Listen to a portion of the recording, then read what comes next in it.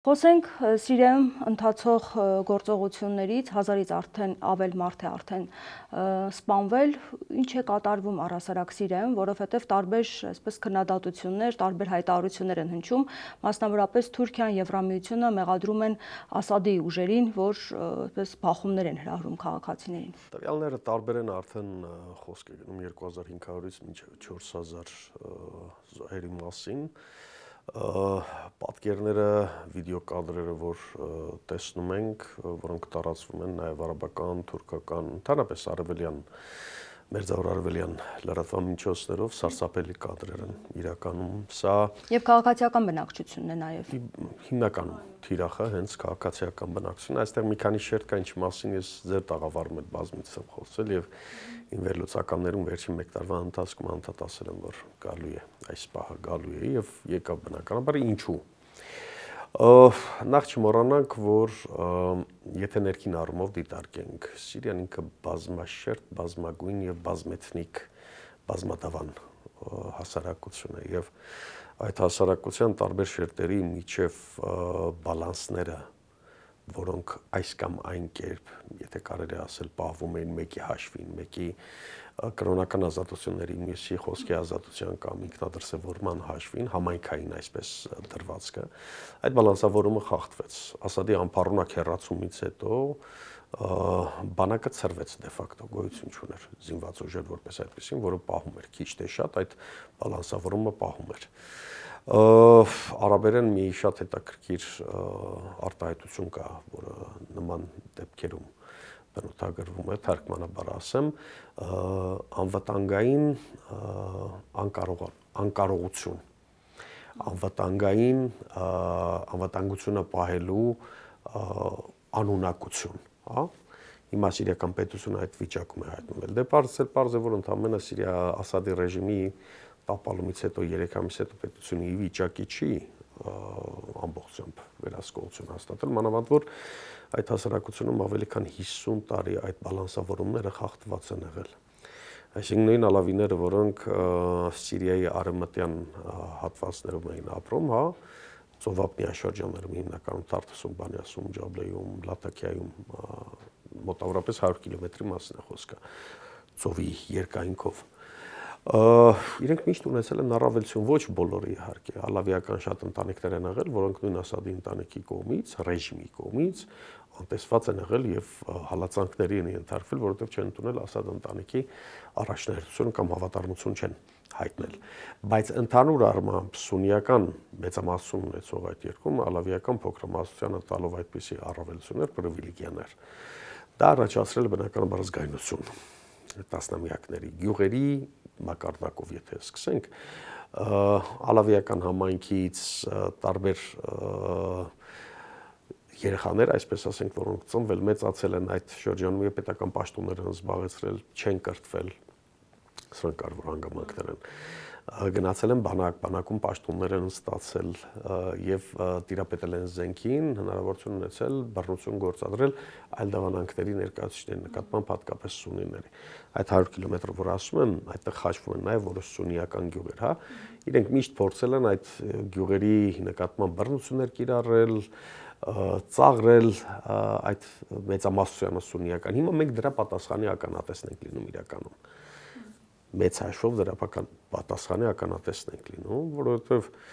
ալավիական ռեժիմը 50-60 տարի ճնշած է պահել, ճնշել է սուննիներին եւ հիմա իրենք ունեն այդ հնարավորությունը մանավանդ, որ պետությունը կանգնած է անվտանգային քաոսի առաջ։ Կոլապսի մեջ է, անվտանգություն որպես այդպեսին չկա, այսինքն այս ժամանակավոր նախագահը, որ եկել է Համադ Ալ-Շարա, ով է նա։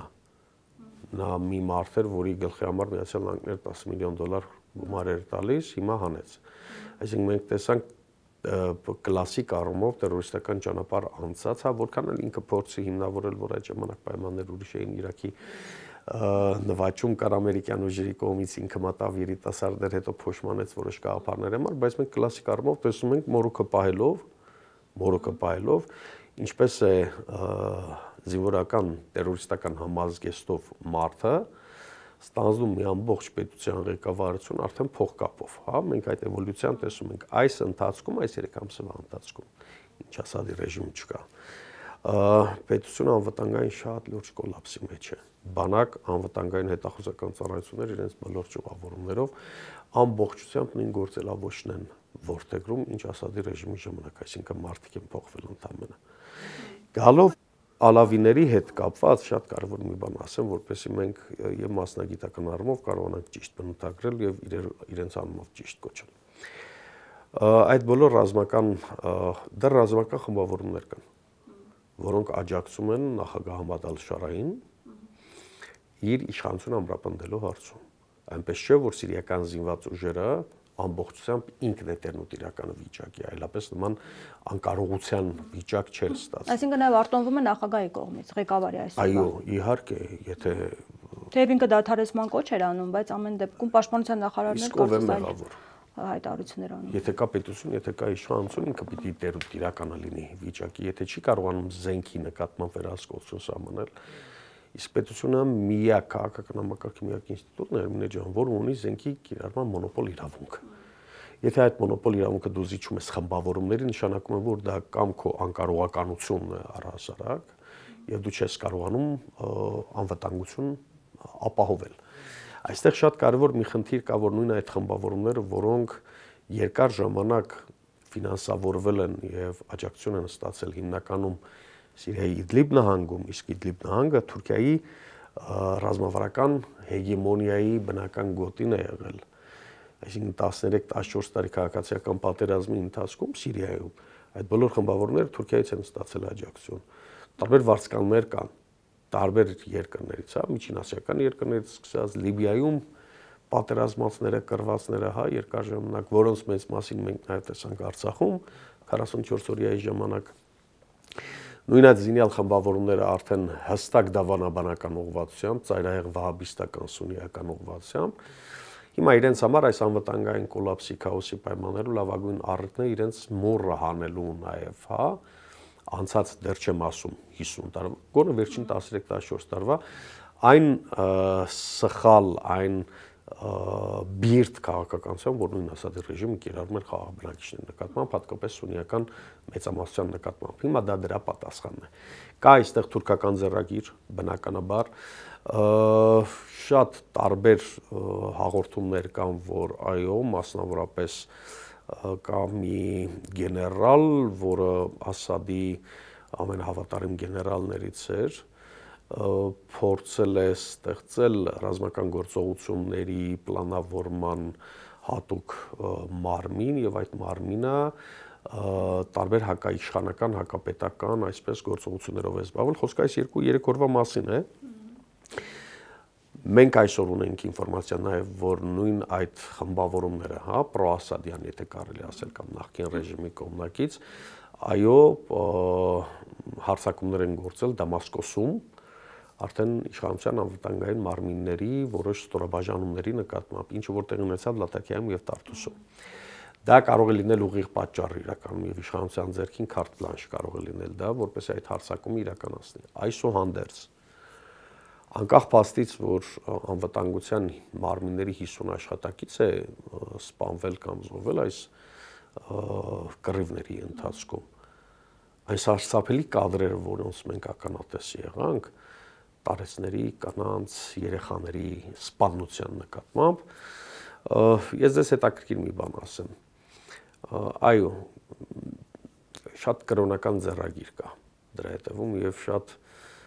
ընդգծված ազգայնամոլական ձեռագիր կա, կրոնամոլական ձեռագիր կա։ Թուրքիայում ապրող ալավիները, որոնք մեծ հաշվով էթնիկ առումով շատ մեծ այսպես ընդհանրություններ չունեն, բայց համարվում են, որ Սիրիայի ալավիների շարունակություն են, սա նաև նրանց համար է մեսիջ։ Այսինքն Թուրքիան, որը սնել է, ծնել է, հովանավորել է, ֆինանսավորել է այդ խմբավորումներին, որոնք այսօր այդ ցեղասպանական գործողություններն են իրականացնում, անկախ փաստից հիմա դու տեսեք, հիմա մեկ ուրիշ բան էլ ասեմ, երբ բոլորը խոսում են, որ սիրիական ներքաղաքական միասնության մասին պետք է խոսեին, Էրդողանն է նաև միասնականություն ուզում են քանդեն Սիրիայում։ Իսկ այդ միասնականությունը ինչպես դրսևորվեց, նախագահ Համադ ալ-Շարայի եկավ, համարեց, որ ազգային միասնության եւ հաշտության խորհրդաժողով պիտի լինի եւ բոլորի հետ պիտի խոսեն, որպեսզի խնդիրները կարողանան կարգավորել։ Այդ հանդիպումը շատ ցավոք, շատ կենացային էր։ Եկավ նախ խոսած, բոլորը ծափ տվեցին Խորհրդային Միության կամ այլ երկրների կոնգրեսների նման, հա, ծափ տվեցին, թողեցին գնացին, ոչ մի ռեալ երկխոսություն, ոչ մի բանակցություն, որտեղ սիրիական պետության էթնիկ կրոնական կազմը 18-ից 20-ից ավելի է, այդ 20-ի հետ պետք է բանակցել, պետք է խոսել եւ այդպես չէ, որ զենքը վայր դրեք, իրենք զենքը վայր պիտի դնեն, որովհետեւ կա անվտանգային լուրջ մտավախություն քրիստոնյաների հետ կապված։ Անցած 3 ամսվա ընթացքում նույնիսկ Թուրքիայի կողմից ֆինանսավորվող եւ հովանավորվող կազմակերպությունները, որոնք կազմում են նախագահ Ահմադ Շարայի անվտանգային ողնաշարը, թե Ջարամանայում Դամասկոսի կողքը, թե Սեդնայում, այսինքն քրիստոնյաների կյանքի վտանգ է սպառնում։ Եվ բոլորը ունեն մտավախություն Հերմինե ջան։ Այսինքն կար Ասադ քիչ թե շատ լոյալություն էին հայտնում իբր անվտանգությունը պահելու պատրվակով։ Հիմա չկա Ասադ, կա անվտանգային կոլապս, բոլորը ունեն մտավախություն եւ բնականաբար զենքին պիտի ապավինեն սեփական ինքնությունը, սեփական հա աշիրատները կամ ցեղերը, որտեղ ցեղային հիմունքներով է նաեւ Սիրիան կազորած։ Հաջորդ ամենամեծ թիրախում քրդերն են բնականաբար եւ չի բացառվում, որ նմանատիպ ցեղասպանական արարքներ քրդական մի քանի գյուղերում կրկնվեն։ Ինչու, որովհետեւ Թուրքիան հստակ պահանջ է դրել, որ քրդերը պետք է զինաթափվեն եւ զենքը պետք է հանձնեն սիրիական պետություն, ուր է սիրիական պետությունը սա է, հենց այս ոհմակները, խմբավորումները, որոնք տարեսներին, կանանց ծերերին, հա, կամերաների առջև, տեսախցիկների առջև մորթում են, պարզապես 1915 թվականին։ Ընդհանուր առմամբ անվտանգային կոլապս է եւ այո, Սիրիան կանգնած է շատ ծանր մի փուլում, երկու երկրաշարժ տեսավ, այդքան զոհեր եղան, 13 տարի պատերազմ, 7 միլիոնից ավելի գաղթական, 3 միլիոնից ավելի զոհ, քայքայվեց այդ պետությունը, դրուզները հարավում, որոնք վայելում են Իսրայելի աջակցությունը ոչ պաշտոնական, քրդերը հյուսիսում եւ այդ պետությունը իսկապես քայքայման եւ իրաքացման եզրին է գտնվում։ Շատ ցավով եմ ասում եւ այս ամեն ինչի մեջ բնականաբար մեր հայության վիճակն է շատ։ Հենց դա եմ, եւ ինչ պետք է արվի այս ուղղությամբ, երկու հայի սպանության մասին էր խոսվում հայր եւ որդի։ Այլ տեղեկություններ չունենք ինչ է ասում։ Ես սա ոչ միայն Լաթաքիան տեղի ունեցածը, նաեւ վերջին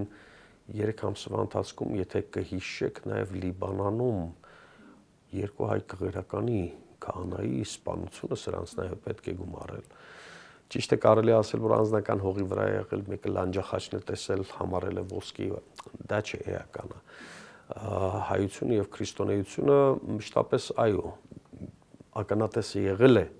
Մերձավոր Արևելքում նման վիճակներով, ինչու նույն Եգիպտոսում չէր, որ իսլամիստները եկան իշխանության։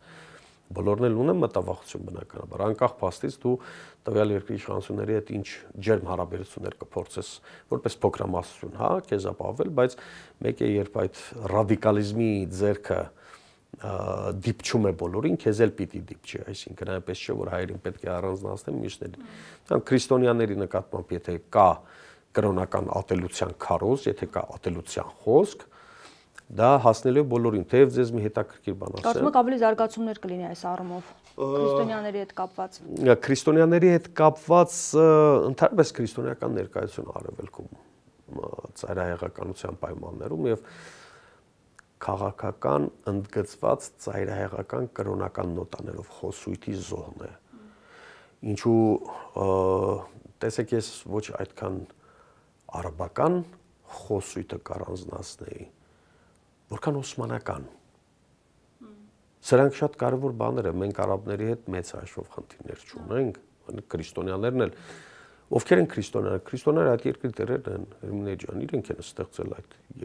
հետո են այդ երկրները իսլամական դարձել, ասորիներից սկսած մինչև քլդանները, կելտերը, բոլորը, հայերը, այդ երկրի